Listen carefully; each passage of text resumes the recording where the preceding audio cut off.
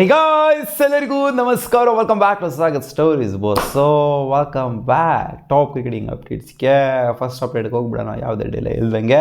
ಮೊದಲನೇ ಅಪ್ಡೇಟು ನಮ್ಮ RCB ಇವಾಗ ಅಪ್ಡೇಟು ಕೊಟ್ಟಿದೆ. ಏನು ಗುರು, ಓವರ್ಸೀಸ್ ಪ್ಲೇಯರ್ಗಳೇ ಬರ್ತಾ ಇಲ್ಲ. ಕಾಕ್ಸ್ ಮತ್ತು ಟೀಮ್ ಡೇವಿಡ್ ಇಬ್ಬರನ್ನೇ ನೋಡಿರೋದು ನಾವು, ಬೇರೆ ಪ್ಲೇಯರ್ಸ್ಗಳೆಲ್ಲ ಎಲ್ಲಿ ಮಿಕ್ಕಂತ 6 ಜನ ಅಂತ ನಾವೆಲ್ಲ ಸೈಕ್ ಮಾಡ್ಕೊಂಡು ಕೂತ್ಕೊಂಡಿದ್ದೀವಿ. ಇವಾಗ ಜಸ್ಟಿನ್ RCB ಅಪ್ಡೇಟ್ ನಾವು ಮಾಡಿದೆ, ಫುಲ್ ಅಪ್ಡೇಟ್ನ ಕೊಡಿಲ್ಲ. ಸ್ಟಾರ್ ಹ್ಯಾಸ್ ಅರೈವ್ಡ್ ಅಂತ ಒಂದು ಪೋಸ್ಟರ್ನ ಹಾಕ್ಬಿಟ್ಟಿದೆ.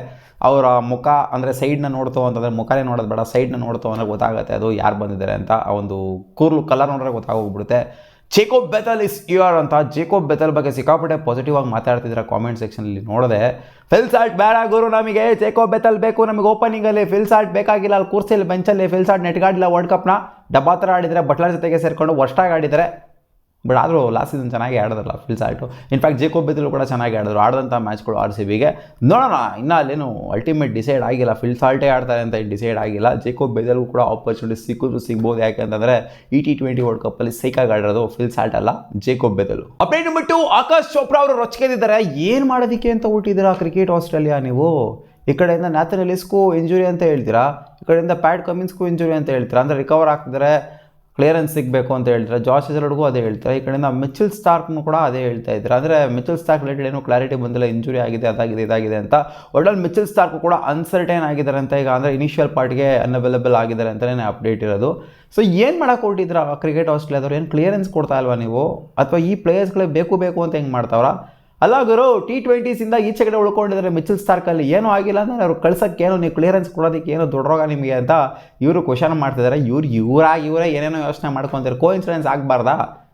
ಯಾಕೆ ಜಾಶ್ ಹೆಜಲ್ವುಡ್ಗೆ, ಪ್ಯಾಟ್ ಕಮಿನ್ಸ್ಗೆ, ನ್ಯಾಥನ್ ಎಲಿಸ್ಗೆ, ಜೊತೆಗೆ ಮಿಚೆಲ್ ಸ್ಟಾರ್ಕ್ಗೆ ಅಟ್ ಎ ಟೈಮ್ ಇಂಜುರಿ ಆಗಬಾರ್ದು ಅಂತ ಏನು ರೂಲ್ ಐತೆ ಅಲ್ಲಿ? ಕೋಇನ್ಸಿಡೆನ್ಸ್ ಆಗಿರ್ಬೋದಪ್ಪ, ಆದರೂ ಕೂಡ ಆಶ್ಚರ್ಯ ಆಗುತ್ತೆ. 4 ಜನಕ್ಕೆ ಆಗ್ಬಿಡ್ತದೆ, ಹೆಂಗಾಗ್ಬಿಡ್ತದೆ ಅಂತ. ನೋಡೋಣಪ್ಪ, ಕ್ಲಿಯರೆನ್ಸ್ ಸಿಗೋದಿಲ್ಲ. ಸಿಕ್ಕಾಪಟ್ಟೆ ವೆಯ್ಟ್ ಮಾಡ್ತಿದ್ದೀವಿ. ನಾವು ಯಾರ ಬಗ್ಗೆ ತಲೆ ಕೆಡಿಸ್ಕೊತೀವೋ ತಲೆ ಕೆಡಿಸ್ಕೊಳ್ಳೋಕೆ ಗೊತ್ತಿಲ್ಲ. ಜಾಶ್ ಹೆಜಲ್ವುಡ್ ಬಗ್ಗೆ ಅಂತೂ ಸಿಕ್ಕಾಪಟ್ಟೆ ತಲೆ ಕೆಡಿಸ್ಕೊಂಡಿದ್ದೀವಿ. ಯಾಕಂದರೆ ಅವರು ಆದಷ್ಟು ಬೇಗ ನಮ್ಮ RCBಗೆ ಅವೈಲೇಬಲ್ ಆಗಬೇಕು. ಯಾಕಂದರೆ ಒಂಥರ ಜಮ್ಮು ಗುರು ನಮ್ಮ RCB ಬೌಲಿಂಗ್ ಯೂನಿಟ್ಗವರು. ಅಪ್ಡೇಟ್ ನಂಬರ್ 3, ರವಿಚಂದ್ರನ್ ಅಶ್ವಿನ್ ಅವರು ಮಾತಾಡಿದ್ದಾರೆ ಶಿವಮ್ ದುಬೆ ಬಗ್ಗೆ. ಅಲ್ಲ, ಏನು ಮಾತಾಡ್ತಿದ್ದಾರೆ ಎಲ್ಲರೂ ನೀವು? ಏನು ಶಿವಮ್ ದುಬೆ T20 ವರ್ಲ್ಡ್ ಕಪ್ನ ಗೆಲ್ತಾ ಇದ್ದಂಗೆ ಟ್ರೈನ್ ಹಿಡ್ಕೊಂಡು ಅಹಮದಾಬಾದಿಂದ ಈ ಕಡೆ ಬಂದರು, ಮುಂಬೈಗೆ ಬಂದರು, ರೀಚ್ ಆದರು. ಓಕೆ, ಏನದರಲ್ಲಿ ಏನು ಸ್ಪೆಷಲ್? ಅದರಲ್ಲಿ ಏನು ಟ್ರೈನಲ್ಲೇ ಓಡಾಡಿಲ್ವ ಶಿವಮ್ ದುಬೆ ಯಾವತ್ತೂ? ಇದೇ ಫಾರ್ ದ ಫಸ್ಟ್ ಟೈಮ್ ಓಡಾಡ್ತಾವ್ರ? ನಾನು ಸಿಕ್ಕಾಪಟ್ಟೆ ಓಡಾಡಿದ್ದೀನಪ್ಪ ಟ್ರೈನಲ್ಲಿ. ನಾನು ಲೆಜೆಂಡ್ರಿ ಕ್ರಿಕೆಟರ್ ಆದರೂ ಸಿಕ್ಕಾಪಟ್ಟೆ ಓಡಿದ್ದೀನಿ ಕ್ರಿಕೆಟಲ್ಲಿ, ಟ್ರೈನಲ್ಲಿ. ಅದನ್ನು ಕೂಡ ಯಾರು ಮಾತಾಡೋದೇ ಇಲ್ಲ. ಏನಲ್ಲ ವರ್ಲ್ಡ್ ಕಪ್ ಗೆಲ್ತಾ ಇದ್ದಂಗೆ ಹೋಗ್ಬಿಟ್ರು ಅಂತ ಅವ್ರ ಬಗ್ಗೆ ಮಾತಾಡ್ತೀರಾ? ಎಷ್ಟು ಸಲ ಓಡಾಡಿದ್ದಾರೆ ಶಿವಮ್ ದುಬೆ? ಅವ್ರನ್ನೇ ಕೇಳಿ, ಎಷ್ಟು 1000 ಸಲ ಓಡಾಡಿದ್ದಾರೆ ಟ್ರೈನಲ್ಲಿ ಅಂತ ಅವರೇ ಹೇಳಿದ್ರಿಂದ. ಸೊ ಹೌದು, ಅದೊಂಥರ ಹೆಂಗೆ ಅಂತಂದರೆ ಜನ ಸ್ಪೆಷಲ್ ಆಗಿರೋದೇ ಟ್ರೀಟ್ ಮಾಡೋದು. ಇವಾಗ ವರ್ಲ್ಡ್ ಕಪ್ ಗೆಲ್ತಿದ್ದಂಗೆ ಯಾವನಾದರೂ ಟ್ರೈನ್ ಹತ್ತಾನೆ ಅಂತ, ಟ್ರೈನಲ್ಲಿ ಬರ್ತಾನೆ ಅಂತ ಅನ್ಕೊಳಕ್ಕಾಗುತ್ತಾ? ಅದು ಸ್ಪೆಷಲ್ ಅಲ್ವಾ? ಸಮಥಿಂಗ್ ಸ್ಪೆಷಲ್ ಅಲ್ವಾ? ನಾರ್ಮಲ್ ಡೇ ಅಲ್ವಾ ಅಲ್ಲಿ?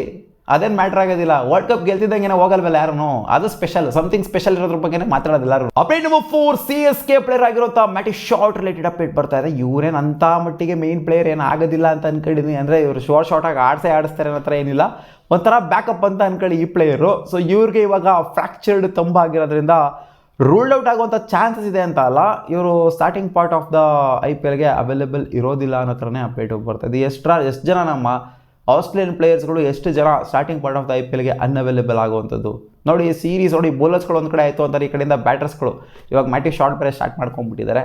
ಸೊ ನೋಡಿ, ಆಸ್ಟ್ರೇಲಿಯನ್ ಪ್ಲೇಯರ್ಸ್ಗಳಿಗೆ ಈ ಪಾರ್ಟಿ ಇಂಜುರಿ ಆಗ್ತಿದ್ದಾವೆ ಅಂತಂದರೆ, 5 ಜನಕ್ಕೆ ಇಂಜುರಿ ಆಗೋಗ್ಬಿಡ್ತೈತೆ ಅಂತಂದರೆ ಅದು ಒಂದೊಂದು ಟೈಮ್ ಕೋಇನ್ಸಿಡೆನ್ಸ್ ಅನ್ನೋದು ನಂಬೋಕ್ಕಾಗೋದಿಲ್ಲ. ಈ ಥರ ಆಯಿತು ಅಂತಂದರೆ ಲೈನಿಗೆ ಒಬ್ಬೊಬ್ಬರು ಇನ್ನೇನು ಟೂರ್ನಮೆಂಟ್ ಸ್ಟಾರ್ಟ್ ಆಗಬೇಕು, ಲೈನಿಗೆ ಒಬ್ಬೊಬ್ಬರೇ ಕಾಲಿರ್ತಾವ್ರೆ ಅಂತಂದರೆ. ಅಪ್ಡೇಟ್ ನಂಬರ್ 5 ಮಾತಾಡಿದರೆ ಶ್ರೇಯಸ್ ಅಯ್ಯರ್ ಅವರು ಅವರ ಫಿಟ್ನೆಸ್ ಬಗ್ಗೆ.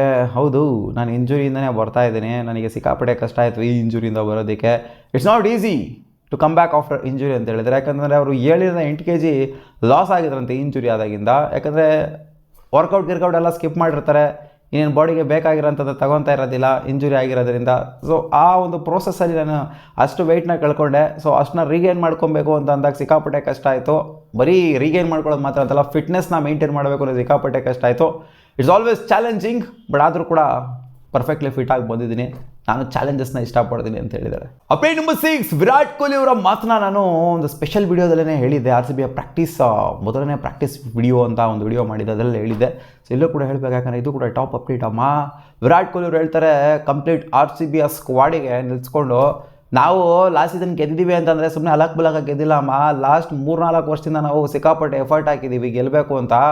ಏನು 18 ವರ್ಷದಿಂದ ಹಾಕಿಲ್ವ ಅಂತ ಕೇಳಿದ್ರೆ ಹಂಗಲ್ಲ, ಸಿಕ್ಕಾಪಟ್ಟೆ ಎಫರ್ಟು ಲಾಸ್ಟ್ 2-3 ವರ್ಷದಿಂದ ಹಾಕಿದಾರಂತೆ. ಹೆವಿ ಎಫರ್ಟು, ಗೆಲ್ಲೇಬೇಕು ಗುರು ಸತಾಯ ಅನ್ನೋ ಥರ. ಯಾಕಂದರೆ ಗೆದ್ದಿಲ್ಲ 18 ವರ್ಷದಿಂದ, ಅದಕ್ಕೋಸ್ಕರ ಹಾಕ್ತಿದ್ವಿ.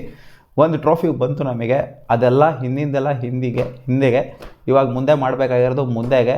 ಇವಾಗ 2.5 months ಏನು ಸಿಗುತ್ತೆ ನಮಗೆ, ಇದನ್ನು ಒಂದು ಸ್ವಲ್ಪನೂ ಕೂಡ ಯಾರು ಕೂಡ ವೇಸ್ಟ್ ಮಾಡೋಕ್ಕೆ ಹೋಗ್ಬಾರ್ದು. ಅದು ಪ್ರಾಕ್ಟೀಸ್ ಸೆಷನಲ್ಲೇ ಆಗಿರಲಿ, ಎಲ್ಲೇ ಆಗಿರಲಿ, ಡ್ರೆಸ್ಸಿಂಗ್ ರೂಮಲ್ಲೇ ಆಗಿರಲಿ, ಎಲ್ಲ ಅವರ ಮ್ಯಾಕ್ಸಿಮಮ್ ಏನಿದೆ ಅದನ್ನು ಯೂಸ್ ಮಾಡ್ಕೊಳ್ಳೋದಕ್ಕೆ ಟ್ರೈ ಮಾಡಬೇಕು, ಸಿಗೋವಂಥ ಆಪರ್ಚುನಿಟಿನ ಅಂತ ಹೇಳಿದರೆ. ಆ್ಯಂಡ್ 120%, 100% 120% ಎಲ್ಲರೂ ರೆಡಿ ಆಗಿರಬೇಕು ಟ್ರೋಫಿ ಗೆಲ್ಲೋದಕ್ಕೆ ಅಂತ. ಅಪ್ಡೇಟ್ ನಂಬರ್ 7, ವಿರಾಟ್ ಕೊಹ್ಲಿ ಬಗ್ಗೆ ಮಾತಾಡಿದರೆ ಇಶಾನ್ ಕಿಶನ್ ಅವರು, Virat Kohli by is totally opposite to that of you see on field ಅಂತ ಹೇಳಿದರೆ. ಅವರು ಫೀಲ್ಡಲ್ಲಿ ಇರೋದಕ್ಕೂ ಡ್ರೆಸ್ಸಿಂಗ್ ರೂಮಲ್ಲಿ ಇರೋದಕ್ಕೂ ಸಪ್ರೇಟಾಗಿ ನಮ್ಮ ಜೊತೆ ಇರೋದಕ್ಕೂ ಸಿಕ್ಕಾಪಟ್ಟೆ ಡಿಫ್ರೆನ್ಸ್ ಇದೆ. ಆನ್ ಫೀಲ್ಡ್ ಬಂತು ಅಂತಂದರೆ, ಯುದ್ಧಕ್ಕೆ ಇಳಿದ್ರು ಅಂತ ಅಂದರೆ, ಅಖಾಡಕ್ಕೆ ಇಳಿದ್ರು ಅಂತ ಅಂದರೆ ಬೇರೆ ವಿರಾಟ್ ಕೊಹ್ಲಿ ನೋಡೋದಕ್ಕೆ ಸಿಗುತ್ತೆ ನಿಮಗೆ. ಬಟ್ ಅದೇ ಕಾಮ್ ಆ್ಯಂಡ್ ಕಂಪೋಸ್ಡ್ ಆಗಿರುವಂಥ ವಿರಾಟ್ ಕೊಹ್ಲಿ ಮ್ಯಾಚ್ ಬಿಟ್ಟು ಆ ಕಡೆ ಹೋಯಿತು ಅಂತಂದರೆ ವಿರಾಟ್ ಕೊಹ್ಲಿ ಸಿಕ್ಕಾಪಟ್ಟೆ ಜಾವಿಯಲ್, ಸಿಕ್ಕಾಪಟ್ಟೆ ಫ್ರೆಂಡ್ಲಿ ಅನ್ನೋ ಥರ ಹೇಳಿದ್ದಾರೆ. ಹೌದು, ಯಾವ ಟೀಮಲ್ಲಿ ಯಾವ ಥರ ಇರಬೇಕು ಆ ಥರನೇ ಇರಬೇಕು. ಅಪ್ಡೇಟ್ ನಂಬರ್ 8, ಕೋಇನ್ಸಿಡೆನ್ಸ್ ನೋಡಿ ಮಗ ಹಿಂಗಿದೆ ಅಂತ. ರಜತ್ ಪತಿದಾರ್ದು ದಿನೇಶ್ ಕಾರ್ತಿಕ್ದು ಇಬ್ಬರದು ಒಂದೇ ದಿನ ಬರ್ಡೇ, ಅದು June 1. ಈ ಕಡೆಯಿಂದ ನೋಡ್ತು ಅಂತಂದರೆ ಮಗು ಆಗಿದೆಯಂತ ಅಮ್ಮ. ದಿನೇಶ್ ಕಾರ್ತಿಕ್ ಅವ್ರಿಗೂ ಆಗಿದೆಯಂತೆ, ಈ ಕಡೆ ಅಂದರೆ ಅವ್ರ ವೈಫ್ಗಳಿಗೆ ಆಗಿದೆಯಂತೆ. ರಜತ್ ಪತಿದಾರು ಇವಾಗ ಸ್ವಲ್ಪ ದಿನ ಆಗಿತ್ತು ಮದುವೆ ಆಗಿ, ಅಂದರೆ 1 ವರ್ಷ ಆಗಿತ್ತು ಮದುವೆ ಆಗಿ, ಅವ್ರಿಗೂ ಕೂಡ ಇವಾಗ ಆಗಿದೆ ಅಂತ ಅಪ್ಡೇಟು ಬಂದಿದೆ ಮಗ. 1 ವರ್ಷ 2 ವರ್ಷ ಆಗಿತ್ತು ಅಂತ ಕಾಣಿಸುತ್ತೆ. ಸೊ ಇದು ಕೋಇನ್ಸಿಡೆನ್ಸ್ ಅನ್ನೋದಕ್ಕಿಂತ ಪಿಚ್ಚಲ್ಲಿ ಕರೆಕ್ಟಾಗಿ ಆಡ್ತು ಅಂತ ಅಂದರೆ, ಪಿಚ್ಚಲ್ಲಿ ಕರೆಕ್ಟ್ ಟೈಮ್ಗೆ ಆಡ್ತು ಅಂತ ಅಂದರೆ ರಿಸಲ್ಟು ಕೂಡ ಆಟೋಮೆಟಿಕ್ಕಾಗಿ ಬರುತ್ತೆ ಅನ್ನೋದನ್ನ ಅರ್ಥ ಮಾಡ್ಕೋಬೇಕು. ಒಂದೇ ಟೈಮ್ಗೆ ಕರೆಕ್ಟಾಗಿ ಆಡಬೇಕಷ್ಟೇ, ಅದೇ ಮ್ಯಾಟ್ರು. ಅಪ್ಡೇಟ್ ನಂಬರ್ 9, KKRನ ಪ್ಲೇಯರ್ ಆಗಿರೋ ವೈಭವ್ ವರೋರಾ ಹೋಪ್ ಮಾಡ್ತಾ ಇದ್ದಾರೆ. ಇವರೇ ಬೇರೆ ಥರ, ಅವರೇ ಬೇರೆ ಥರ, ಬಟ್ ಆದರೂ ಕೂಡ ಹೋಪ್ ಮಾಡ್ತಾ ಇದ್ದಾರೆ. I want B Jasprit Bumrah of KKR ಅಂತ ಹೇಳ್ತಾ ಇದ್ದಾರೆ. ಅಲ್ಲ ಗುರು, ಇವ್ರಿಗೆ ಅನ್ನೋದು ಒಂದು ಬ್ರ್ಯಾಂಡ್ ಇದೆ, ಇವ್ರಿಗೆ ಇವ್ರ ಅಪ್ಪ ಅಮ್ಮ ಇಟ್ಟಿರೋದು ಒಂದು ಹೆಸರಿದೆ ವೈಭವ್ ವರೋರಾ ಅಂತ. Why you should be Bumrah ಗೊತ್ತಾಗ್ತಾರೆ. ಇವರೇ ಬೇರೆ ಥರ ಬೋಲರು, ಅವರೇ ಬೇರೆ ಥರ ಬೋಲರು. ಇವ್ರು ಬಂದು ಮೋರ್ ಆಫ್ ಒಂಥರ swing kind of a bowler, ಪೌಪ್ಲಲ್ಲಿ ಡ್ಯಾಮೇಜ್ ಮಾಡುವಂಥ ಬೋಲರು. ಬುಮ್ರಾ ಥರ ಎಲ್ಲ ಮ್ಯಾನೇಜ್ ಮಾಡೋಕ್ಕಾಗಲ್ಲ ಗುರು. ಬುಮ್ರಾ ಎಲ್ಲಿ, ನೀವೆಲ್ಲಿ ಅಯ್ಯ ಒಳ್ಳೆ. ಹೌದು, ಆ ಥರ ಆಗ್ಬೋದು ಅಂತ ಅನ್ಕೊಬೋದು, ಬಟ್ ಆಗೋದಿಲ್ಲ. ವೈಭವ್ ವರೋರಾ, ಜಸ್ಪ್ರೀತ್ ಬುಮ್ರಾ ಇವರ ಬ್ರ್ಯಾಂಡ್ನ ಕ್ರಿಯೇಟ್ ಮಾಡ್ಕೊಳ್ಳೋದಕ್ಕೆ ಟ್ರೈ ಮಾಡಬೇಕು. ನಾನು ಬುಮ್ರಾ ಆಗಬೇಕು ಅಂತ ಅನ್ಕೊಂತು ಅಂತಂದರೆ ಅದು ಏನೂ ಆಗೋದಿಲ್ಲ, ಖಾಲಿ ಫಲಗಳು ಆಗೋಗ್ಬಿಡ್ತಾರಲ್ಲ ಅಷ್ಟಿಗೆ. ಅಪ್ಡೇಟ್ ನಂಬರ್ 10, ಬದ್ರಿನಾಥ್ ಅವರು ಮಾತಾಡಿದರೆ KKR ಟೀಮ್ ಬಗ್ಗೆ. ಫ್ಲಾಪ್ ಕ್ಯಾಪ್ಟನ್ಗೂ ನನಗೇನೂ ಇಷ್ಟ ಆಗ್ತಾ ಇಲ್ಲ, ಫ್ಲಾಪ್ ಕ್ಯಾಪ್ಟನ್ನು ಪಕ್ಕ ಉಣ್ಕೊಂಡು ಹೋಗ್ತಾರೆ ಅಂತ ಬದ್ರಿನಾಥ್ ಅವರು ಹೋಪ್ ಮಾಡಿದರೆ. KKR ಟೀಮ್ನ ಕ್ಯಾಪ್ಟನ್ ಆಗಿರೋ ಅಜಿಂಕ್ಯ ರಹಾನೆ ಅವರು ನೆಟಿಗಿಲ್ಲ, ಅವ್ರ ಕ್ಯಾಪ್ಟನ್ಸಿ ಸ್ಟ್ಯಾಟ್ಸ್ನ ತೆಗೆದು ನೋಡ್ಬಿಡಿ, ನೀವೇ ಬಿದ್ದು ನಕ್ಬಿಡ್ತೀರಾ, ಮತ್ತೆ ಅವ್ರಿಗೆ ಕ್ಯಾಪ್ಟನ್ಸಿ ಕೊಡ್ತಾ ಇದ್ದಾರೆ ಅಂದರೆ ನನಗೇನು ಅರ್ಥ ಆಗ್ತಾ ಇಲ್ಲ ಅಂತ ಹೇಳಿದರೆ. ಆ್ಯಂಡ್ KKR ಮ್ಯಾನೇಜ್ಮೆಂಟು ಕೂಡ ಅಷ್ಟೇ ಸಿಕ್ಕಾಪಟ್ಟೆ ಒಂದು ಹೆವಿ ಇನ್ವೆಸ್ಟ್ಮೆಂಟ್ಗಳನ್ನ ಮಾಡಿದ್ದಾರೆ ನೋಡಿ. ಇವಾಗ ಮುಸ್ತಫಿಜುರ್ ರೆಹಮಾನ್ ವಿಚಾರದಲ್ಲಾಗಿರ್ಬೋದು, ಕ್ಯಾಮ್ರಾನ್ ಗ್ರೀನ್ ವಿಚಾರದಲ್ಲಾಗಿರ್ಬೋದು, ಆ್ಯಂಡ್ ಪತಿರಾಣ ವಿಚಾರದಲ್ಲಾಗಿರ್ಬೋದು, ಅವ್ರಿಗೆ ಬ್ಯಾಕ್ಫೈರ್ ಆಗ್ತಾ ಇದ್ದಾವೆ ಇಲ್ಲಿ ನೋಡಿ. ಗ್ರೀನ್ ಫಾರ್ಮಲ್ಲಿಲ್ಲ, ಪತಿರಾಣ ಬೇರೆ ಅನ್ಸರ್ಟನ್ ಆಗಿದ್ದಾರೆ, ಈ ಕಡೆಯಿಂದ ಮುಸ್ತಫಿಜುರ್ ರೆಹಮಾನ್ ಹೋಗೇ ಬಿಟ್ರು. ಸೊ ಈ ಥರ ಹೆವಿ ಇನ್ವೆಸ್ಟ್ಮೆಂಟ್ಗಳು ಅವರಿಗೆ ಕೈ ಕೊಟ್ಟಿದ್ದಾವೆ. ಜೊತೆಗೆ ಇವರಿಗೆ ಕ್ಯಾಪ್ಟನ್ಸಿ ಕೊಟ್ಟಿರೋದು ನನಗೇನೋ ಅಷ್ಟು ಮಟ್ಟಿಗೆ ಇಂಪ್ರೆಸಿವ್ ಅನ್ನಿಸ್ತಾ ಇಲ್ಲ. ಆ್ಯಂಡ್ ಈ ಟೂರ್ನಮೆಂಟಲ್ಲಿ ಅವ್ರು ಏನೂ ಮಾಡೋದಕ್ಕೆ ಆಗೋದಿಲ್ಲ ಅಂತ ಹೇಳ್ತಾ ಇದ್ದಾರೆ. ಜೊತೆಗೆ ಇಲ್ಲಿ ಆಂಡ್ರೆ ರಸಲ್ ಅವರು ಇವರೆಲ್ಲ ರಿಟೈರ್ಮೆಂಟ್ ಬೇರೆ ಕೊಟ್ಟಿರೋದ್ರಿಂದ ಅಂಥ ಮಟ್ಟಿಗೆ ಹೆವಿ ಇವ್ರದ್ದು ಕಾಣಿಸ್ತಾ ಇಲ್ಲ ನನಗೆ ಅಂತ ಎಕ್ಸ್ಕ್ಯೂಸ್ ಮೀ ಹೋಪ್ ಮಾಡ್ತಾ ಇದ್ದಾರೆ. ನೋಡೋಣ ಅದೇನು ಮಾಡ್ತಾರೆ KKR ಅಂತ. ಒಂದು ವೇಳೆ ಇವರು ಟ್ರಾಫಿ ಗೀಫಿ ಹೊಡೆದ್ಬಿಟ್ರು ಅಂತಂದರೆ ಬದ್ರಿನಾಥ್ ಅವರು ಗಪ್ಚುಪ್ ಆಗ್ಬಿಡ್ತಾರೆ, ಸೈಡ್ಗೆ ಹೋಗ್ಬಿಡ್ತಾರೆ ಮೂಲೆಗೆ ಎಲ್ಲಾದರೂ.